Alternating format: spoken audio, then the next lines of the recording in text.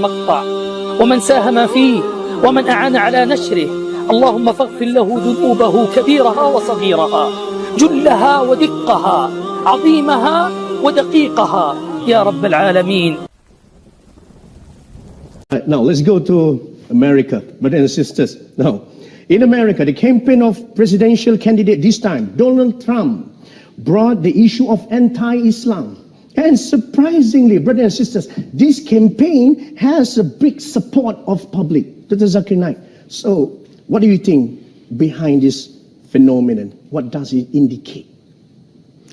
No, I believe that we find that anything which is popular, they do have enemies. Yeah. And Allah says in the Quran that every prophet had an enemy. And Muhammad Sallallahu Alaihi Wasallam, being the last prophet, will always have an enemy. So I feel that people like Donald Trump, they prove the Quran right. Allah says in Surah Furqan, chapter number 25, that there will be an enemy for Muhammad Sallallahu Alaihi Wasallam. And since Muhammad Sallallahu Alaihi Wasallam, his message is going to be till eternity, there are bound to be critics and enemies of Islam and of Prophet Muhammad. So these people are proving the Quran right. Because in spite of all these things, Islam is spreading. Allah says in the Quran, in Surah Imran, chapter 3, verse 54, Allah says, Makaru makarallah wallahu khairul makirin. They plan and plotted, Allah too plan. Allah is the best of planner. If you see after 9/11, the media war on Islam and throughout the world, normally people should think that now Islam should perish, na'uzubillah. Yeah. They cannot.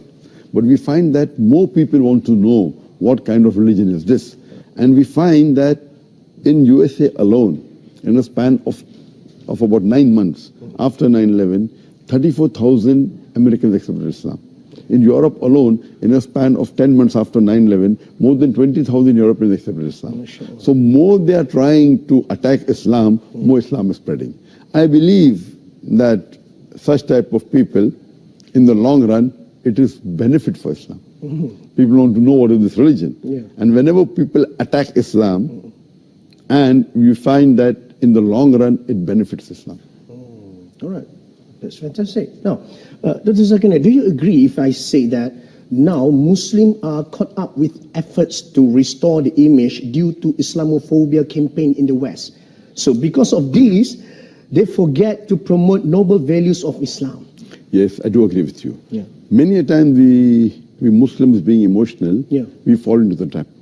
For example, we know what happened in the Danish cartoons. Yeah, Danish.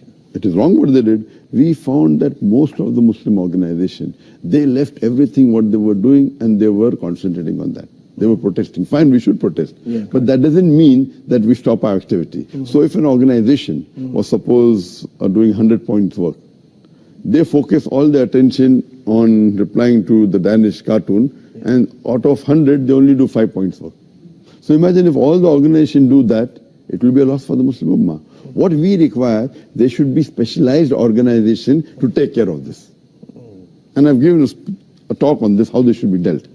What we do, we become emotional. Fine, we disagree with it. But don't become so emotional that whatever positive work you are doing, you also stop that. Yeah. So if he's attacking Islam, we don't leave everything. You leave everything and you only go and reply to that. I mean, for example, as I told you earlier, that anyone that is popular, they're bound to be criticism on him. I mean, for example, if you go on the Google and if you type my name, there'll be about approximately 15 million websites which has my information. I would say approximately 15 to 20% would be against me. So when a person gets popular, there are bound to be enemies. Initially, I had a perception that when anyone gets popular, the percentage of enemy remains the same. For example, if there are 100 followers, then 1 is the enemy. If you have 1,000 followers, then 10 is the enemy. If you have 1,000,000 followers, then there will be 10,000 enemy. The 1% remains the same, or 2%, or 10%, whatever the percentage, it remains the same. But later on, I realized that it's not like that. If you see the seerah of the Prophet Muhammad, when he started preaching Islam, initially he had 5 followers, no enemies. It became 50, 100, no enemies. When it started increasing, then the enemies started appearing. Today, the most popular human being in the world is Muhammad Sallallahu Alaihi Wasallam.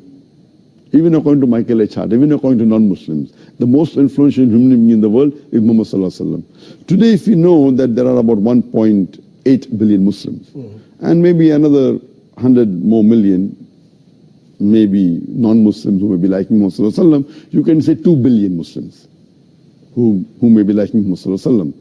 But those who are against Muhammad Sallallahu Alaihi Wasallam will be more than 2 billion. Yeah. So because of the popularity, then the percentage of enemies keep on increasing.